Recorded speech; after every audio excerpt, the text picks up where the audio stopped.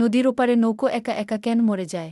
কবি সৌমিত বসুর কাব্যগ্রন্থ ও নদীর ওপারে নৌকো একা একা কেন মরে যায় ও আনুষ্ঠানিকভাবে প্রকাশিত হল শনিবার 11 স্পেস, ক্যালকাটা ম্যানশনে। কাব্যগ্রন্থটির প্রকাশক বাংলাদেশের আনন্দ প্রকাশনী প্রাইভেট লিমিটেড। কবি সৌমিত বসু ইতিমধ্যেই প্রায় ৩১টি কবিতার বই লিখে ফেলেছেন। এদিন তিনি বলেন, আমার এই কাব্যগ্রন্থটি প্রকাশিত হবার কথা ছিল বাংলাদেশে, কিন্তু ওখানে আগের মতো পরিস্থিতি না থাকার কারণে এখানেই করতে হলো।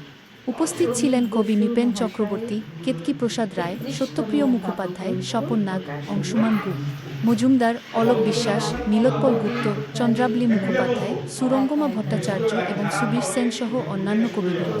শম্পা দাস, সম্পাদক, দৈনিক নগর সংবাদ, নগর সংবাদ 24.com, নগর টিভি, ভারত, কলকাতা ব্যুরো।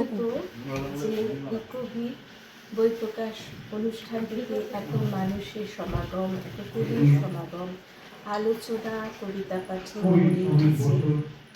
এবং বিশেষভাবে উল্লেখ্য যে কবি সৌমিত বসু পশ্চিমবঙ্গ থেকে গত নভেম্বর মাস মানে 2000 নৃপেন চক্রবর্তী আজকে সৌমিত বসুর যে 31তম কাব্যগ্রন্থটা উন্মোচন হলো, সেটা সম্পর্কে বলতে গেলে একটু আগে পরে কয়েকটা বলতে হয়। আমার যেটা মনে হয়েছে যে সৌমিত বসু এই সময়ে যারা বাংলা কাব্যে একটা নিজস্ব ভাষা, শৈলী, নিজস্ব একটা দিককে তৈরি করার ক্ষমতা অর্জন করেছেন, তার মধ্যে সৌমিত বসু একজন। আসলে পাঠকরা তো নতুন কিছু চায়, নতুন ভাষা, নতুন ভাবনা। আমরা জীবনানন্দ দাশের ক্ষেত্রেও দেখেছি যে যখন নাকি একঘেয়ে উঠছিল, তখন জীবনানন্দ দাশে একটা এগুলো জেনারেলি 55টা কবিতা জায়গা পায়। 4 ফার্মা বই তো 64 পাতার বই, তো এই 55টা কবিতাই আছে। বইটা প্রকাশ মূলত পেয়েছে বাংলাদেশ থেকে, আনন্দ প্রকাশনী প্রাইভেট লিমিটেড, ওরা এই বইটা ছাপিয়েছে। কিন্তু বইটা যখন বেরোলো তখন বাংলাদেশের সঙ্গে ভারতের সম্পর্কটা খারাপ হয়ে গেল, ফলে বাংলাদেশে এটা খুব বড় করে প্রকাশ হতে পারলো। ওই আমাকে অনুরোধ করেছে বারে বারে আনন্দ যে এখানে প্রকাশটা করতে, সেই ছবিগুলো ওদের কাগজে ছাপবে, বাংলাদেশের কাগজে। তো সেই জন্যে ক্রিয়েশনে যারা রয়েছে তাদের আগ্রহে এই বইটা আজকে প্রকাশ হলো। নদীর ওপারে নৌকো একা একা কেন মরে যায়। বাংলাদেশের ছাপা কোয়ালিটি অন্য, কভার দেখেই বোঝা যায় আমরা আজও এই আচারিত হচ্ছি না, আমরা সমৃদ্ধ হচ্ছি ক্রমে। এখন ডেকে নেব 80 দশকের কবি, একদম আমার আনন্দ কবি সৌমিত বসু। দাদা ছাড়া যাকে কিছু ভাবতেই পারি না। বিকেল, আবহমানের হাত ধরে হেঁটে আসছে দুটি মানুষ, একটি তুমি আর অন্যটি তোমার প্রেমে পড়া প্রতিচ্ছবি। সত্যিই কি প্রেমে পড়া যায়? দুধের গামলার মতো ভাসছি আর ভাসছি, তলিয়ে যেতে। যোগ্য মানুষ নেগলেক্টেড হচ্ছে। তার মধ্যে আমার ভীষণ প্রিয় বই একটি, কৃষ্ণ কথা। কৃষ্ণ কথা 34, কবি সৌমিত বসু।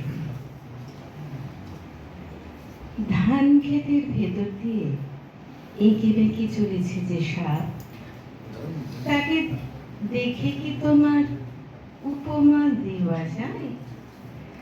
এই যে জলের উপর আলতো ভেসে থাকা, সামান্য ডুব দিয়ে আবার ভেসে ওঠা বাইরের বাতাসে, এ তো তোমারই সংসারের। বড় হয়ে গেছে, আবেগটা থাকছে না।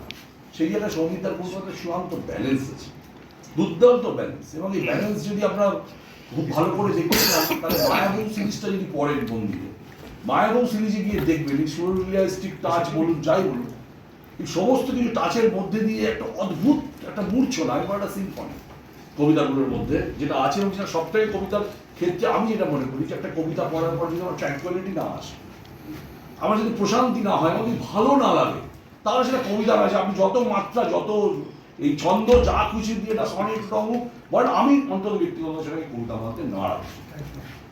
আমি বেশি কথা না বলে দু একটি কবিতার সৌমিত বসুকে নিয়ে কথা বলেছেন, তার কবিতা নিয়ে কথা বলেছেন।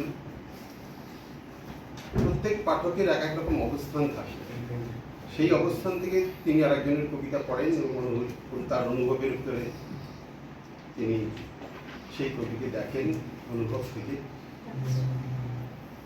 যেমন এই মুহূর্তে শান্তনু ভট্টাচার্য বা কেতুকী প্রসাদ যে কথাগুলো বললেন, প্রত্যেকটি কিন্তু এই সৌমিত বসুর এই সামগ্রিক কবিতার কোনো না কোনো অংশের সঙ্গে।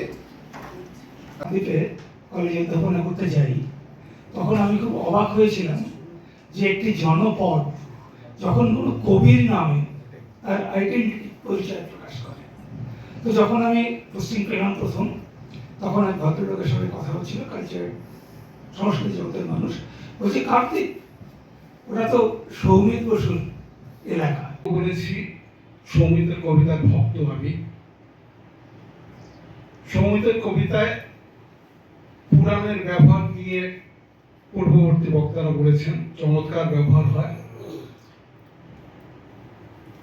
সৌমিত কবিতার সাবজেক্ট যেগুলো তোলে, প্রতিদিনের খুব ছোটখাটো ঘটনাগুলোকে তোলে। সম্প্রতি, অতি সাম্প্রতিক একটা কবিতা আমার মনে হয়েছে খুব অনায়াসে লিখেছে এবং সেই কবিতাটাকে খুব বেশি গ্রাহ্যতা দিয়েছে বলে আমার মনে হয় না।